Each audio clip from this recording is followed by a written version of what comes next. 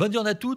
Le tribunal correctionnel d'Ajaccio a jugé ce lundi en comparution immédiate un trafiquant de produits stupéfiants sur le bassin ajaccien.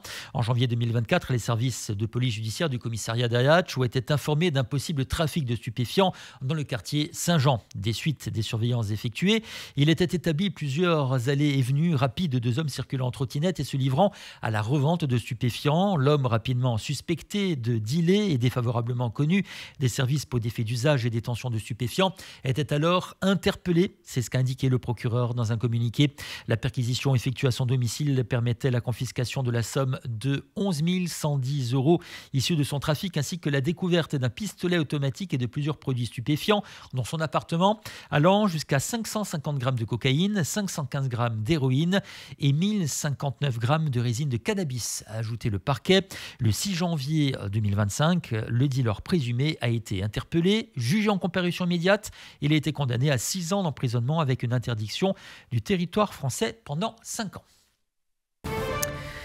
Mi-février, le tribunal administratif de Marseille rendra sa décision concernant la demande des avocats de la famille d'Ivan Colonna au sujet de la reconnaissance de la responsabilité de l'État dans la mort du militant nationaliste assassiné dans la prison d'Arles. C'était en 2022. Ce lundi se tenait l'audience en indemnisation devant ce même tribunal. Le rapporteur public a estimé que cette responsabilité pouvait être engagée en raison de certains manquements et fautes de l'administration. Si cela venait à être confirmé, cela pourrait avoir des conséquences sur le volet pénal du dossier. On écoute Maître Patrice Spinosi, avocat des ayants droit d'Ivan Colonna. Et c'est le point essentiel qui se joue dans ce procès, puisque le tribunal administratif est le juge de l'administration, et donc c'est la juridiction qui est compétente pour constater que c'est bien l'administration, c'est bien l'État français qui est co-responsable du décès d'Ivan Colonna, et donc qu'il y a eu des fautes qui doivent entraîner la responsabilité de l'État et donc l'indemnisation de la famille pour les dommages qu'Ivan Colonna a subis. À l'audience, il y a eu la prise de parole d'un magistrat du tribunal, qu'on appelle le rapporteur public, qui donne son opinion, et souvent cette opinion, elle préfigure ce que sera la décision du tribunal. Donc c'est un signe qui est un signe très positif. Effectivement,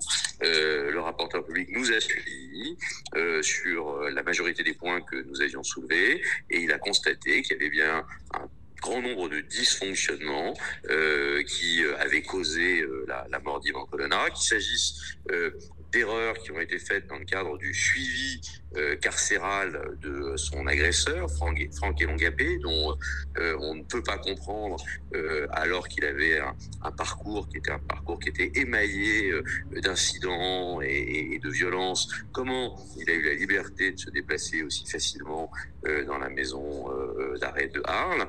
Et de la même manière, il y a eu des défauts de surveillance extrêmement importants de la part de l'administration lors de l'agression, qui ont été constatés par le rapporteur public, tant du fait de ce que le surveillant physique qui était directement en charge de regarder ce qui se passait dans la salle de sport n'était pas présent, sans qu'on comprenne d'ailleurs bien où il était, que en considération du fait que les caméras qui étaient présentes dans la salle de sport, en réalité, ne présentaient aucune image qui soit susceptible d'être vue par les surveillants. Donc, toutes ces erreurs, toutes ces carences que l'inspection générale des services avait déjà relevées, que la commission d'enquête parlementaire a elle aussi perçues, eh bien le tribunal les a aussi caractérisées comme autant de fautes susceptibles d'engager la responsabilité de l'administration à l'égard de la famille d'Ivan Colonna. Une fois qu'on aura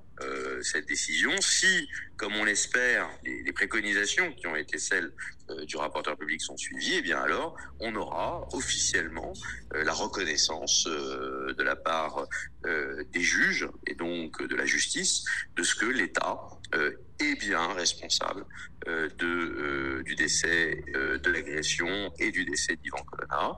Et il y aura une condamnation d'ailleurs pécuniaire qui viendra assortir ce constat de responsabilité. Le rapporteur public République a parlé de 75 000 €, ce qui est une somme importante par rapport à la pratique habituelle des juridictions administratives sur le sujet. Et donc, une fois qu'on aura cette décision, ça voudra dire deux choses. Ça voudra dire d'abord qu'il y aura un constat officiel de responsabilité de l'État français, constat qui va permettre d'être utilisé dans le cadre des autres instances qui sont actuellement pendantes, qui sont des instances pénales et qui permettront de justifier que les premiers juges qui ont eu à se pencher sur le cas de l'agression d'Ivan Colonna ont constaté les dysfonctionnements de l'administration et ont tiré les conséquences de la responsabilité de l'administration.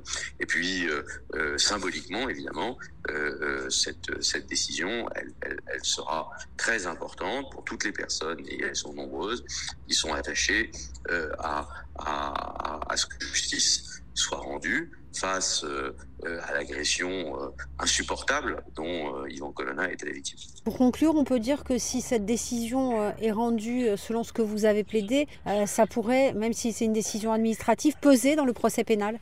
Oui, bien sûr, ça viendra apporter sa pierre à l'édifice du procès pénal. C'est administratif, mais cela permet très clairement de venir en plus de ce qui a pu être fait par l'inspection générale des services, en plus de ce qui a pu être fait par le Parlement et la commission d'enquête, eh bien, le pouvoir judiciaire, qui est ici représenté par le juge administratif, viendra lui aussi appuyer l'ensemble de ces constatations de carence de la part de l'État, en venant dire: nous considérons, nous juges administratifs, nous juges de l'administration, que l'administration a fauté, que l'administration est responsable et que l'administration doit payer. On oppose souvent responsabilité et culpabilité. Bien sûr, mais en réalité, le juge administratif ici, lui, il ne peut absolument pas juger de la culpabilité. La seule chose qu'il puisse faire, c'est juger de la responsabilité.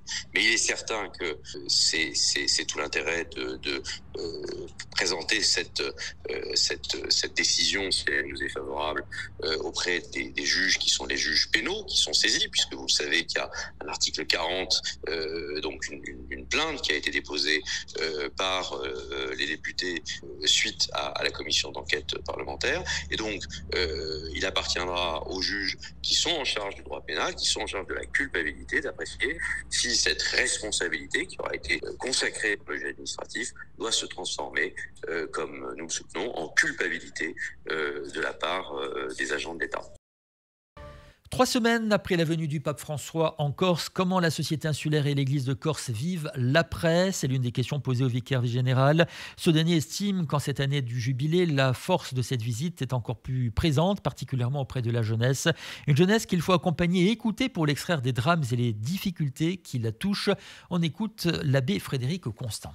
Toutes les personnes qu'on rencontre, c'est un grand merci de cette joie d'avoir rencontré le pape François et surtout le pape qui a marché au milieu des gens. Ça a touché le cœur des croyants et même de tous ceux qui cherchent autre chose que le christianisme. Beaucoup ont été touchés par cette rencontre avec les personnes âgées, lorsque le pape arrêtait la papa mobile pour rencontrer et bénir les enfants. Et puis le point d'orgue, la messe au Casone, où il y a eu une communion profonde, où le pape quand même s'est détaché du texte pour dire je suis comme à la maison. Donc ça, c'est un point positif pour l'Église universelle et pour l'Église de Corse. Et on a vu l'engouement des fêtes de Noël. Il y a toujours du monde, mais cette année, il y avait quand même une expression de la foi plus prononcée. On a dit qu'il y aura un avant et un après. C'est vrai. Et il y a eu un avant qui était les préparatifs. Et il y a l'après, c'est l'action de grâce et l'élan d'espérance que le pape a confirmé en venant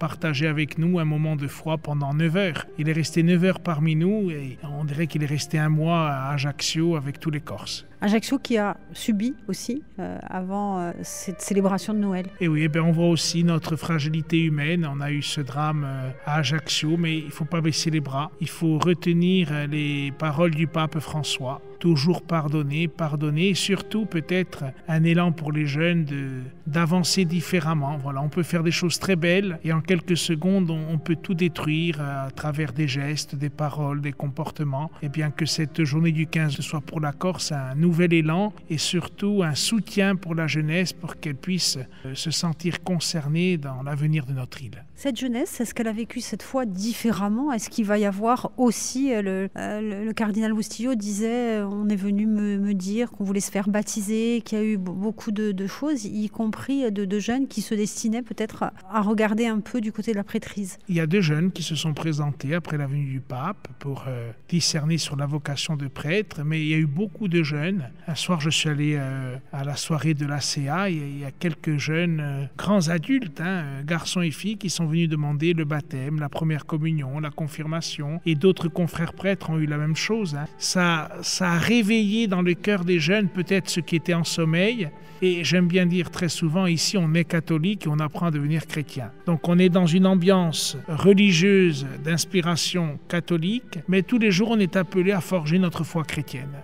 En sport, frustrant, c'est le mot qui nous vient à l'esprit après la performance du GFCA lors des 8e de finale de la Coupe de France de volley qui se sont déroulés hier soir au Palatino. Les Ajacciens, premiers de Ligue B, recevaient Chaumont, 2e de Liga. Ce fut au final un match bien plus serré qu'initialement prévu. Battus de peu lors du premier set 23-25, les Ajacciens ont immédiatement réagi, remportant les 2 sets suivants 25-22 et 25-18. Mais les visiteurs ont su refaire surface dans ce match en s'imposant dans la 4e manche 21-25. Tout s'est donc joué au tie-break. Dans la 5e et dernière manche, les joueurs de Frédéric Ferrandez ont tout donné, mais se sont inclinés sur le plus petit des écarts, 13-15. Si le GFCA laisse filer Chaumont en quart de finale, les supporters ajacciens peuvent être fiers de leur équipe. Le GFCA peut maintenant se consacrer au championnat afin d'atteindre son objectif cette saison, à savoir le titre de Ligue B et l'accession en Liga. Tout de suite, les prévisions météo. Nous sommes le mercredi 8 janvier 2025. La Corse sera coupée en deux aujourd'hui avec du côté de la Haute-Corse et la façade orientale de l'île.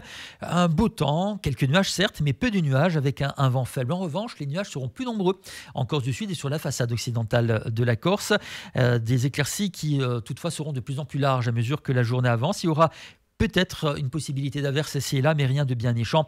En fin de journée, le ciel se dégagera quand même. Le vent est faible, en revanche, en Corse du Sud. Le mercure est stationnaire. Il fera 19 degrés, ce sera le maximum aujourd'hui du côté de Calvi et l'Isola. Il fera 16 degrés à Portivecchio, Bunivaggio, 15 degrés à Bastille, Ajaccio, 14 à Corti, 11 à Zicao et 14 par exemple à Asco. Donc on peut dire qu'il fait très doux pour l'instant en ce mois de janvier 2025. Merci d'avoir suivi ce journal sur Radio Alta Brigance. Vous écoutez la Radio Corse. Je vous retrouve tout à l'heure à 10h30 pour faire un nouveau point sur l'actualité en Corse. À dopo.